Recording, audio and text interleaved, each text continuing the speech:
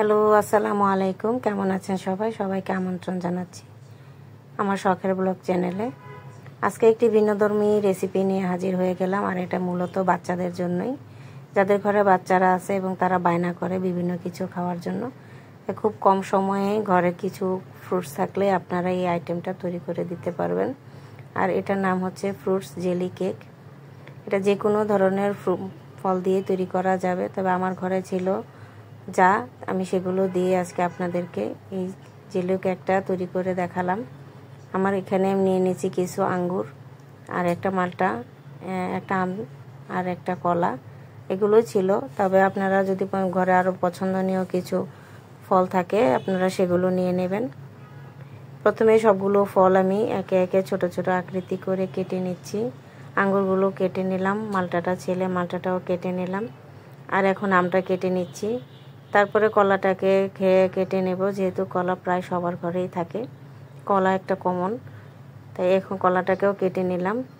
সবগুলো ফ্রুটস তখন তৈরি হয়ে যাবে তখন আমি তৈরি করে নেব জেলোটা। আর জেলোটা তৈরি করার জন্য প্রথমে আমার লাগবে পানি, এই নর্মাল পানি যেটা আমরা খাই সেই পানিটাই লাগবে। এখানে আমি 2 গ্লাস পানি নিয়ে নিলাম, অর্থাৎ হাফ লিটার পানি নিয়ে নেব। আর এখন এই জেলো কেকটা তৈরি করতে লাগবে আমাদের আগার আগার পাউডার। এই আগার আগার পাউডার ছাড়াও আরেকটা থাকে জেলেটিন, তবে সেটা দিয়ে ভালো হয় না। আপনারা অবশ্যই আগার আগার পাউডারটা যে কোনো মুদির দোকান থেকে কিনে নেবেন। আধা কেজি পানির জন্য আমি এখানে 3-4 চামচ পরিমাণ আগার আগার পাউডারটা নিয়ে নিলাম, আর এটাকে মেপে নিলাম ক্যাপটা দিয়েই বোতলের।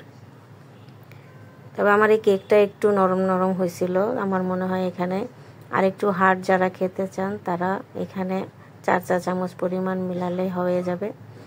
তারপরে এটাকে এখন আমি নর্মাল পানিতে মিলিয়ে নিলাম, যেন এটা চুলাতে বসালে গরম অবস্থায় দলা না পেকে যায়। তাই প্রথমে এই গুঁড়িটা ভালোভাবে মিক্স করে নেব। আর এখন দেখতে একটু সাদাটে লাগছে, এটা আর জাল দেওয়ার পর আস্তে আস্তে স্বচ্ছ হয়ে যাবে। এই তো চুলাতে বসিয়ে আমি দিয়ে দিলাম পরিমাণ মতন চিনি।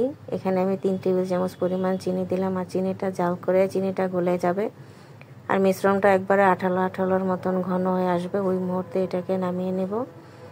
আর এখন এই গরম গরম অবস্থাতেই আমি নিয়ে আসব। আর প্রথমেই যেই বাটিতে আমি সেট করব সেখানে কিছু ফ্রুটস দিয়ে নিলাম, আর তার মধ্যে আমি গরম গরম অবস্থায় যে মিশ্রণটা ছিল সেটা অল্প অল্প করে দিচ্ছি আর ফল মিক্স করে নিচ্ছি। 2-3 লেয়ারের ভাবে ফল সাজিয়ে দেওয়ার পর আস্তে আস্তে জেলেটিনের যে লিকুইডটা ছিল সেটাকেও আমি সাজিয়ে দিচ্ছি। সবগুলো ফ্রুটস যেন সেই জেলোর মিশ্রণে ডুবে থাকে সেই আন্দাজেই দিতে হবে। আস্তে আস্তে যখন এগুলো সবগুলো আমি দেওয়া হয়ে গেল তখন এটাকে আমি রেখে দেব ফ্রিজে। নর্মালেও রাখা যাবে, নর্মালে আমি রেখে দেব প্রায় 15 থেকে 20 মিনিটের জন্য, অথবা এর চেয়ে বেশি সময় আপনারা রাখতে পারেন, আধা ঘন্টার মতন। তবে আমার 20 মিনিটের মধ্যেই এটা জমে গেছিলো। এই তো 20 মিনিট পরে এটাকে আমি বের করে প্রথমে সাইড দিয়ে আমি ছুটিয়ে নিচ্ছি। আর এখন এটাকে মোল্ড আউট করে নেব বাটি থেকে। যে দেখতে পাচ্ছেন এটা খেতে একটা জেলেটিনের একটা ফ্লেভারটা ভালো না লাগলে না চাইলে আপনারা যে কোনো ধরনের ফ্রুটস ফ্লেভারের এসেন্স দিতে পারেন, অথবা ভ্যানিলা এসেন্সও দিতে পারেন। ধন্যবাদ সবাইকে আমার সম্পূর্ণ ভিডিওটি দেখার জন্য ধৈর্য সহকারে। আসসালামু আলাইকুম।